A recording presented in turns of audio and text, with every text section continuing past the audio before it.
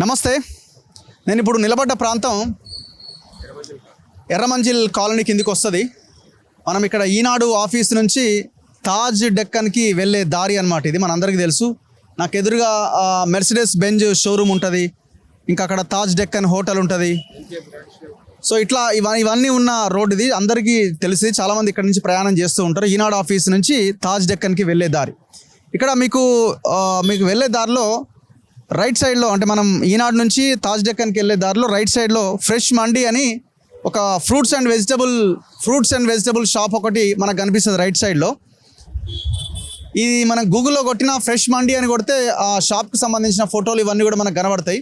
దాదాపు ఎప్పుడో 36 ఏళ్ల కింద, ఏ ఇయర్? 1989 మార్చ్ 1989 మార్చిలో ఆయనది నాగర్ కర్నూలు జిల్లా. ఆయన పేరు రాజేశ్వరరావు.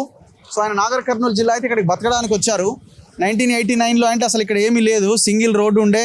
పక్కనే ఒక ఈ వెజిటబుల్ అండ్ ఫ్రూట్ షాప్ పెట్టుకొని ఆయన తన వ్యాపారాన్ని స్టార్ట్ చేసిండు. 89 నుంచి 2025 నిన్నటి దాకా ఆయనే ఈ ప్లేస్లో కబ్జా ఉన్నాడు. సరే, భూమి ఎవరిది అంటే గవర్నమెంట్ భూమే, దాంట్లో ఏం డౌట్ లేదు, గవర్నమెంట్ భూమే కానీ 1989 నుంచి రోడ్డు పక్కన ఉన్నాడు. అయితే విషయం ఏంటంటే ఉదయం తెల్లవారుజామున 4 గంటల ప్రాంతంలో ఈ రెవెన్యూ అధికారులందరూ, పోలీసులు, దాదాపు ఒక 100 మంది పోలీసులు వచ్చి ఈ షాప్ మొత్తాన్ని కూల్చేసారు. కనీసం ఇన్ఫర్మేషన్ లేకుండా ఆయన ఇంటి దగ్గర ఉంటే రాత్రికి రాత్రి వచ్చి మొత్తం ఎక్కడెక్కడ కూలగొట్టిరు. సో మన ఈ మధ్యకాలంలో సరే, ఇందులో హైడ్రా వాళ్ళు ఏం లేరు కదా, హైడ్రా ఏం లేదు, రెవెన్యూ అధికారులు, లోకల్ వాళ్ళు వచ్చి దీన్ని కూల్చేసారు. ఎంఆర్ఓనో ఇంకెవరో అందరూ వచ్చి. ఇప్పుడు మేము ఎవరు డిప్యూటీ ఎంఆర్ఓ లక్ష్మణ్ ఆధ్వర్యంలో ఈ వ్యవహారం జరిగిందట. ఇప్పుడు మనం ఏమడుగుతున్నాం అంటే, బడా కాంట్రాక్టర్లు, రియల్ ఎస్టేట్ మాఫియా వాళ్ళు, రాజకీయ నాయకులు చేసిన కబ్జాల మీద మీరు ఫోకస్ చేయరు. ఇప్పుడు ఇదే లైన్లో చూద్దాం ఎన్ని కబ్జాలు ఉన్నాయో. నేను లెక్క తీసి మీ ముందు పెడతా.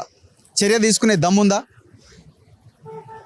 ఒక సామాన్యుడు ఎక్కడో నాగర్ కర్నూలు జిల్లా నుంచి ఇక్కడ దాకా వచ్చి 1989లో ఆ భూమిలో కబ్జాలో ఉన్నాడు. సరే, అది గవర్నమెంట్ భూమి, ఎవరు కాదనట్లేదు, గవర్నమెంట్ భూమి అని చెప్తున్నాడు ఆయన కూడా.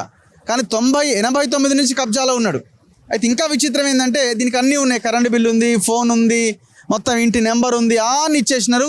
ఆయన వ్యాపారం ఆయన చేసుకుంటున్నాడు. ఎంత ఇది? 125 గజాలు అటు ఇటు. ఇదేం 1000 గజాలు, 1000-2000 గజాలు కూడా, 125 గజాలు.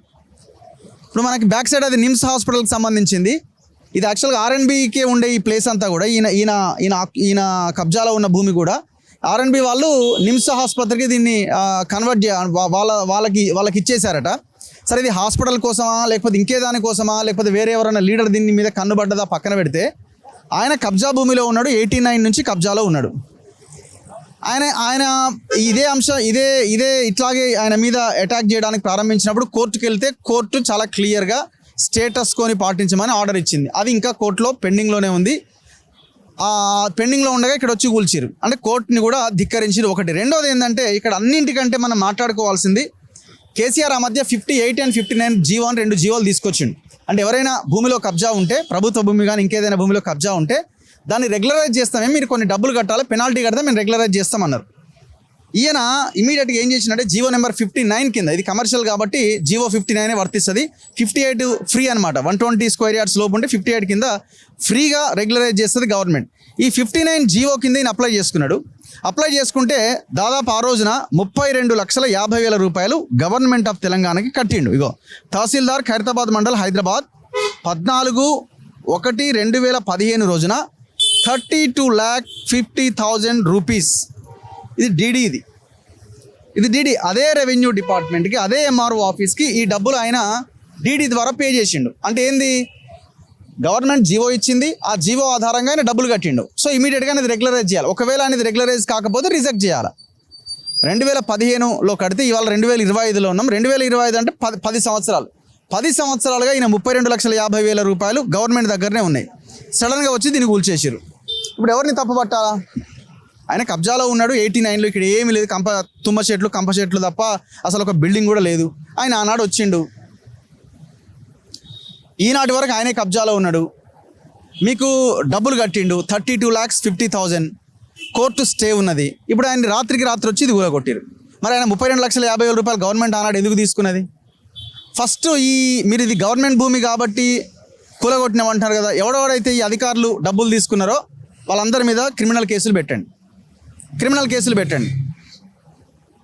ఈయనేం పెద్ద పారిశ్రామికవేత్త అంటే చిన్నగా రోడ్డు పక్కన పండ్లు ఈ కూరగాయలు అమ్ముకుంటున్నాడు.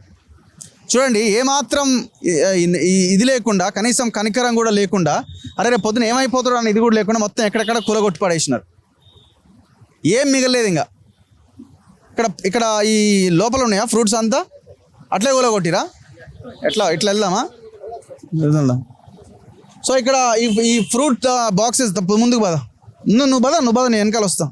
సో ఇవన్నీ ఇక్కడ మొత్తం అంతా చిందరవందర చేసి పడేసినారు. మొత్తం జేసీబీలు తెచ్చిర్రు.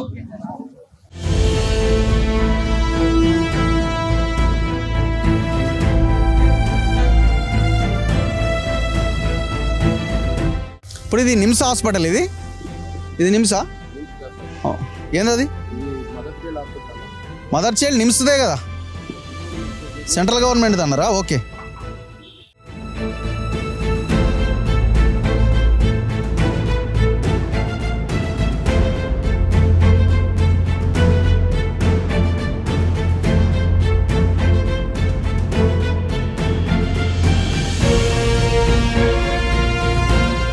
సో మీరు అనుకుంటాను భయ్యా. సో వీళ్ళ కవర్స్, ఈ ప్యాకింగ్ కవర్స్ ఇవన్నీ ఇక్కడ మనకు కనబడతా ఉన్నాయి. ఇక్కడికక్కడ కూల్ చేసి అవతల పడేసినారు. ఇక్కడ దేవుడి బొమ్మలు ఉన్నాయి, ఇవి కూడా మొత్తం ఏడికాడికి కూల్ చేసిరు. షట్టర్ మొత్తం కూల్ చేసినారు. సో ఇటు చూడండి, ఇంట్లో మంచి మ్యాంగోస్ కూడా ఉన్నాయి. దీన్ని మొత్తం అట్లే జేసీబీలతో కొట్టేసారు చూడండి.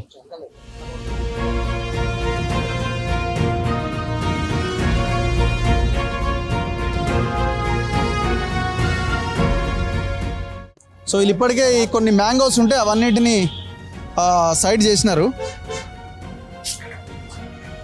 దీని షాప్ యాక్చువల్లీ లోపలికి రా. ఇక్కడ చూడండి, ఇక్కడ మ్యాంగోస్ అన్ని ఎక్కడెక్కడ పడిపోయినాయి చూడండి.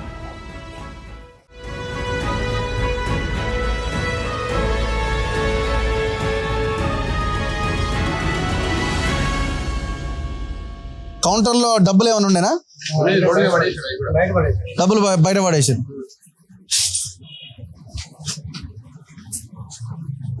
సో ఇది వెజిటబుల్స్ ఉన్నాయి. వెజిటబుల్స్ అంత ఏడికాడికి నేలమట్టం, అంత రేకులతో ఆయన ఏర్పాటు చేసుకున్నాడు. సరే, ఇది కాస్ట్లీ ఏరియా కావచ్చు, మీరు ఇంకా మంచి అవసరం కోసం వాడదామనే మీకు ఆలోచన ఉండొచ్చు. కానీ మరి ఆయన పరిస్థితి ఏంది? మరి ఎవరు ఆలోచించాలా? కూరగాయలు లేవు, పండ్లు లేవు, మొత్తం ఎక్కడెక్కడ నేలమట్టం చేసి అవతల పడ్డారు.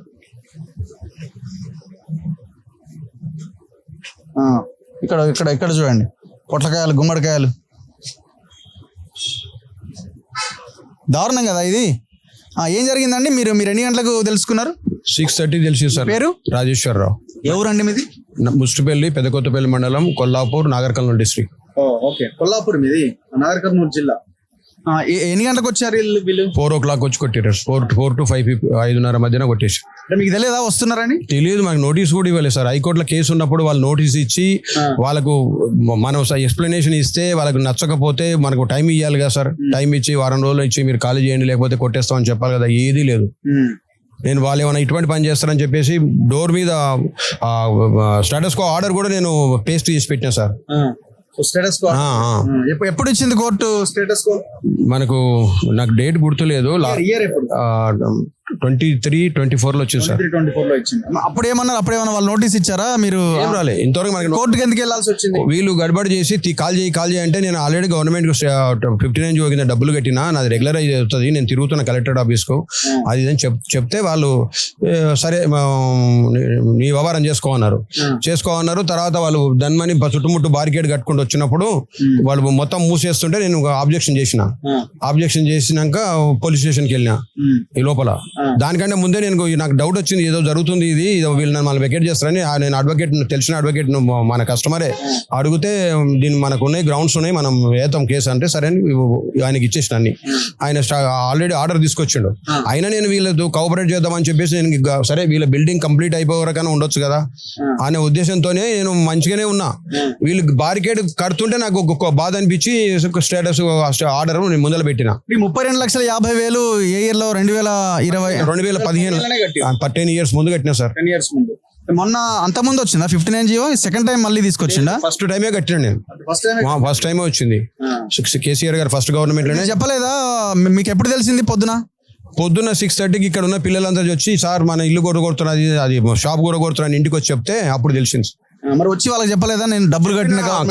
నేను ఇవి ఆర్డర్ కూడా చూపిస్తూ పోతే చూస్తూనే లేరు వాళ్ళు. మాకు పైనుంచి ఆర్డర్ ఉంది, మేము కొట్టేస్తామని కొట్టేసింది. నేను కంటెంప్ట్కి వెళ్తాను కూడా చెప్పిన. ఇప్పుడు ఇది R&B లో ఉండేనా ఇంత? మనం ఎంక్రోచ్ అయినప్పుడు R&B. తర్వాత ఇప్పుడు మొన్న 2-3 years ముందు నిమ్స్ కూడా ట్రాన్స్ఫర్ చేశారు. ఇవి అన్ని కొలాప్స్ అయిండే కదా క్వార్టర్స్, ఆ క్వార్టర్స్ కూలగొట్టి నిమ్స్ కి ఇచ్చేసారు స్థలం. మరి ఎట్లా ఇప్పుడు వాళ్ళు? ఇది గవర్నమెంట్ ల్యాండ్ కాబట్టి మీరు కబ్జాలో ఉన్నారు, మీరు ఇక్కడ నుంచి వెళ్ళిపోవాలి. నాకు ఇదే రోడ్ సైడ్ బిట్ ఈయనే ఇప్పుడు ఉన్న ప్లేస్ కాకుండా పక్కన ఇచ్చినా, ఎదురుగా నాకు ఆల్టర్నేటివ్ చూపించినా కూడా నేను వెళ్ళిపోతా. గవర్నమెంట్ కి ఏమైనా డబ్బులు గవర్నమెంట్ రేట్ ప్రకారం ఏమైనా కట్టేది ఉంటే కూడా కడతా. మీరు ఫర్దర్ గా కోర్టుకి వెళ్తున్నారా దీని మీద? ఎట్లా ఇప్పుడు ఆల్రెడీ కోర్టులోనే ఉంది కదా సార్, హైకోర్టులోనే ఉంది కదా. ఇక అది అడ్వకేట్ గారు చూసుకుంటారు. కంటెంప్ట్ చేస్తున్నాడు. ఇప్పుడు ఏదో వెకేషన్స్ అంట, హౌస్ మోషన్ ఏదో చేస్తున్నాడు. ఖాళీ చేయమంటున్నారా? మళ్ళీ ఏమైనా ఫోన్?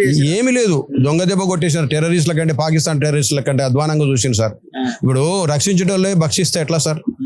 ఇప్పుడు మనం ఏమైనా వస్తే ప్రాబ్లం గవర్నమెంట్ చెప్పుకుంటాం, కానీ వాళ్ళ దానికి మనకి హెల్ప్ కోతే వాళ్ళే కొట్టేసిపోతే ఏం చేస్తాం? ఇప్పుడు ఇది హాస్పిటల్ కోసమే అంటున్నారా, లేదు ఎవరైనా లీడర్ ఏమైనా ఉన్నారా? నాకు తెలియదు సార్. హాస్పిటల్ అని విన్నా నేను, అంతే. ఓకే. సో మీరు వెళ్ళడానికి రెడీగా ఉన్నారు, కానీ ఇంకొక దగ్గర చూపించమని. ఎదురుగా ఆపోజిట్ లో ఖాళీగానే ఉంది, చిన్న బిట్లు ఉన్నాయి మనది షాప్ కి ఆపోజిట్ లోనే. ఆడ మనకి అదే స్థలం ఇస్తే మనం అలానే ఉంటాం కదా సార్. ఇప్పుడు మీరు 32,50,000 కట్టేటప్పుడు ఇది గవర్నమెంట్ భూమి అయ్యా, ఇది నీకు రాదు, ఇది కమర్షియల్ స్పేస్, చాలా కాస్ట్లీ ఏరియా అని వాళ్ళు MRO ఆఫీసు పెద్ద డీడీ మీదే వచ్చింది. మన మండలనే, ఖైరతాబాద్ మండలనే పెద్ద డీడీ మీదే తేతే అన్నారు సార్. తేతే అన్నారు. వాళ్ళు కూడా హోప్స్ పెట్టుకున్నారు అవుతుందని. మరి ఏం జరిగిందో భగవంతుని తెలుసు. జాయింట్ కలెక్టర్ గారు కూడా వచ్చి షాప్ ముందర నిలబడి మేము డిస్కస్ చేసి ఇస్తా అని చెప్పి ఆమె కూడా మోసం చేసింది. 1989 లో మీరు వచ్చినప్పుడు ఎట్లుండే ఏరియాలో సింగిల్ రోడ్ సార్, అంత 30 feet రోడ్ కూడా లేదు సరిగా, 25 feet రోడ్ ఉండే.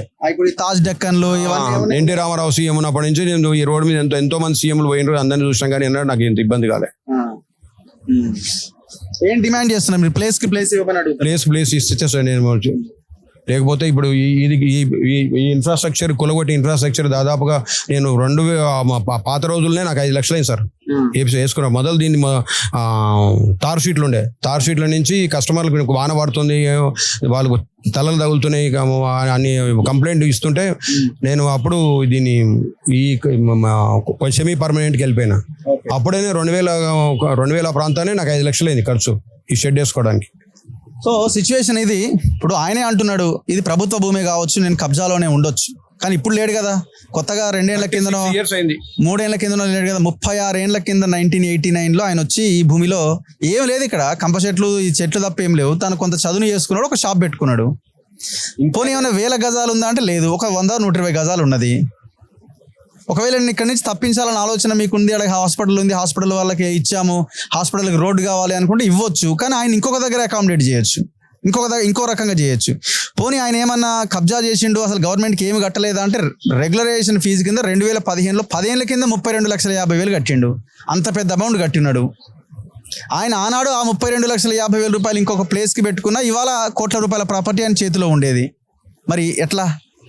అదే 32,50,000 10 ఏళ్ల కింద ఇంకొక దగ్గర ప్రాపర్టీ కొనుక్కుంటే ఇవాళ 1 కోటి 2 కోట్ల రూపాయల ప్రాపర్టీ అయ్యేదా కాదా? మనం ఆలోచించాలా. సో తక్షణం గవర్నమెంట్ రెస్పాండ్ కావాలి.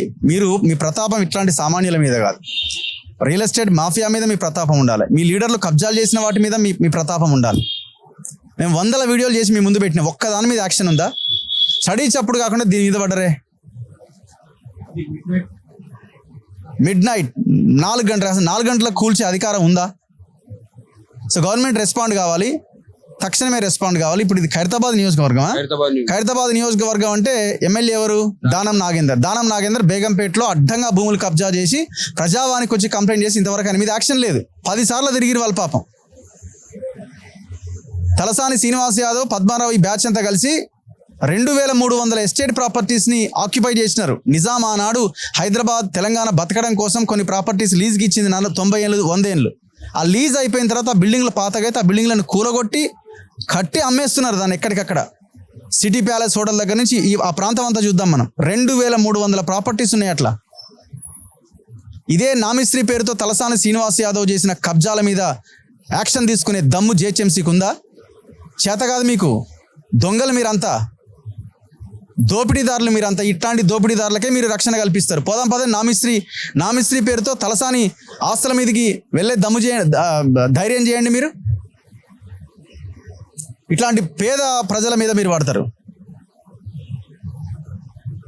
సో గవర్నమెంట్ ఇమీడియట్గా రెస్పాండ్ కావాల్సిన అవసరం ఉన్నది. కెమెరామెన్ పాషాతో రఘు, మన తొలివేలు.